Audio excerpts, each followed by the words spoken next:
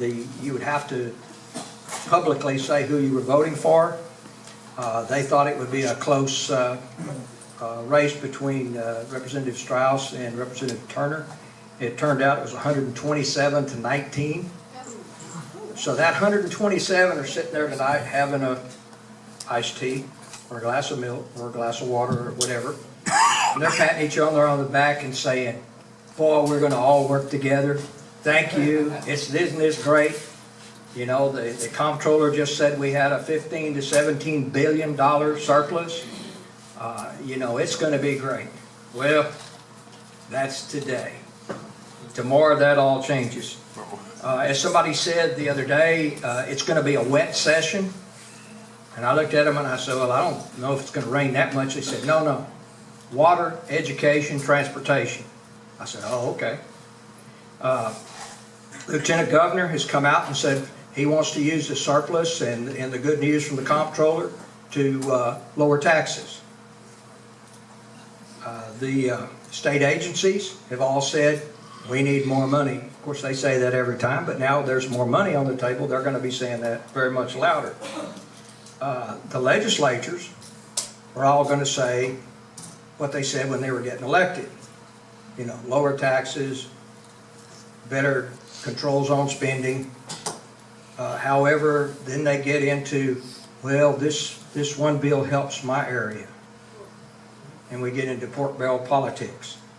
And so we'll see who does what when the dust settles. But like Wendy said, there's been more bills pre-filed this year than any session in the past that anyone can remember that kept records. The open carry, there's a jillion bills filed on open carry. It's going to pass.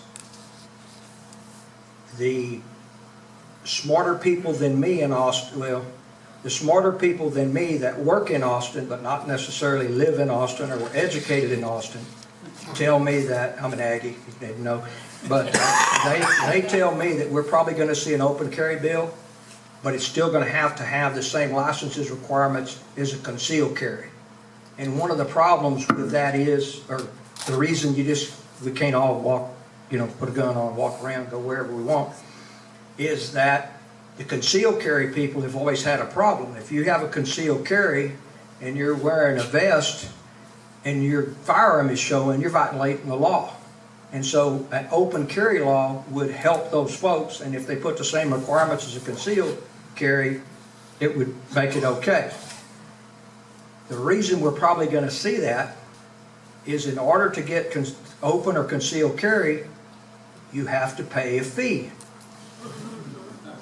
Do you know where, can you see where I'm headed? Okay. And the money goes to Austin and they spend it.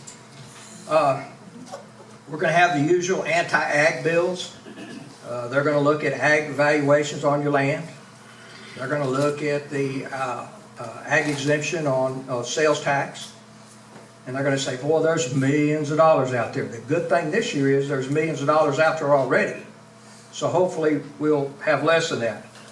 Another thing that is going to be filed pretty quick is probably some bills on animal welfare. What they would like, the Humane Society and the Society for the Prevention of Cruelty to Animals, they want to have a deal where their inspectors, they have animal inspectors. And they're kind of like animal police, but they're really not commissioned peace officers, but they're animal police. They want the ability to go on your place and see that you're caring for your animals properly. That ain't happening. You know, we take care of our animals. They make us money. We don't abuse our animals. They need to go downtown Houston and pick up stray dogs and feed them. You know, Humane Society spends 3 to 4% of their budget, and I'm talking about millions of dollars, 3 to 4% of their budget on humane shelters. The rest is for salaries and pushing legislature that hurts us. Now, when they ask for money, you see that damn one little cat that's so cute that's in that cage going like this, you know, reaching its little paw out.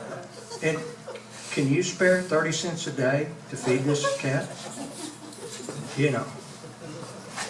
And you don't know what I want to say when I see that. But anyway, that's what they use. And there's people that, I mean, they're rushing to get their credit card so they can get a debit every month to pay for those folks.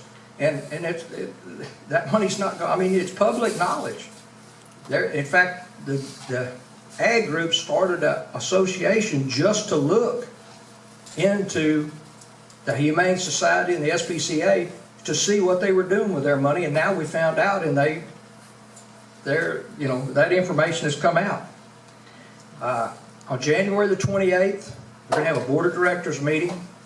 It's going to be at the Wyndham Gardens Hotel on I-35 in Austin. The board we start at 8 o'clock, which means we're going to start at 8:30 because everybody hadn't seen everybody and they got to talk. But we'll have a board meeting there from 8 to noon. We'll have a meal for you if you come. Board meetings are open. There's no secrets. Any member can come. And then at 1 o'clock, we're going to go to the Capitol. We'll be at the Capitol South Steps at 1 o'clock. We'll break into groups, and you'll have a tour guide. And if you get me, you'll get lost. But if you've ever been to the Capitol, it's just a big building, right? No. About 90% of the offices are underground. And there's like 3 or 4 floors. And they all go in different directions. And there is absolutely the numbers in the west, east, north, south, annex and all that stuff. They have about 4 people in the whole building that knows where anything is. And you got to find them to find out where you're going. But it's kind of neat because you go down the halls and you pass people that you saw going down the last hall, and they hadn't found their place either, you know. And then you find out you're all going to the same place. But it's fun. A lot of times we don't get to talk to the representative or the senator because they're on the floor or they're in a committee hearing or something. But we do get to talk to the staffers. And when you talk to a staffer, you're talking to somebody that gets paid to listen to you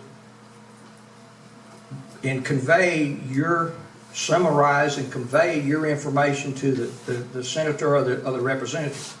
And if you can convince that staffer that you're right, you've got a check mark by it and you did good. The representatives, probably by January 28th, have so much information, they don't know up from down or can from sookum. I mean, it's just, that's the way it is. But a lot of times the staffer is the best person to talk to. There'll be 7,000 bills probably. Thank goodness most will die in committee. That's why the calendars committee is so important. I can tell you of the 127 that voted for the speaker, he'll put his best friends and best allies in certain speaker places, and those 19 that voted publicly against him, they'll have important jobs like tourism, cleanliness of the Capitol. That's not really a committee, but that would be one if he could do it. But we're going to see a lot of bills. You're going to see press about the crazy ones. We will try to inform you either through the paper or through emails. We do an email once a month during the session. As things come up that are important, we'll let you know. If there comes a time when we need some help, we'll send you an email and ask you to call into the office of your representative and just say, hey, I'm against Senate Bill 206. We don't need that. ICA, we have a policy book. Anyone's welcome to ask for it anytime you want to see it. Overall, I call it not redneck, but rural values, religious values, patriotism. They're all there in our book. And there's several policies that are against stupid government regulations, and that's the best way I can summarize them. But anytime you have a question about something, give us a call. And I probably won't know the answer. If I do, it'll be because somebody else called me and I found out. But But we'll try to give you the best answer, and if we can't give it to you right then, we'll find somebody that does know. Mr. Bob Turner, former state representative forever, works for us as a legislative consultant, and Bob knows everything, and I'll just call him and he'll straighten me out anytime I need straightening out, and sometimes when I don't. But he took credit for getting Speaker Strauss elected. He sent me an email this morning and said, well, I got my work done yesterday. But he takes credit for a lot of things, I think, that maybe he didn't do. But anytime that you have a question, give us a call. Sometimes it's a coffee shop rumor, and coffee shop rumors are not necessarily what the bill says. They're usually a whole lot juicier than what the bill says. But anytime you have a question about any of the state agencies, give us a call. We had an outbreak of tuberculosis over the weekend in 2 dairies in the Panhandle. I would imagine that USDA and the Animal Health Commission will handle them much like they did the ones in El Paso, which means they'll quarantine an area around there. They'll inspect some of the cattle in that area and watch them closely, limit movement from those dairies, and try to trace back as to where the tuberculosis came from.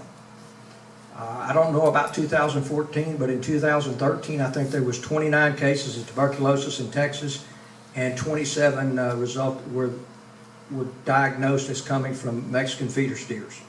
So just to let you know, that's probably where this came from. Other than that, January 28th, we'd love to have you. If you could call us and give us some information that you're coming, and if you need directions or whatever, a map or whatever, if you're like me, you will drive around for an hour before you'll stop and ask anybody.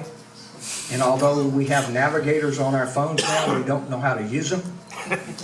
And we don't have our teenage daughter or son with us that can tell us how to get where we're going, or Caitlin to tell me where 3rd Street was. Anyway, we love to hear from you. If you're in Lockhart, sometimes stop by. Our office is there. The main thing about Lockhart, we have a choice of barbecue or Mexican food. Probably the same as what you have here, other than the fast foods. But we do have awful good barbecue, and we'd love to treat you when you come by. Thank y'all very much.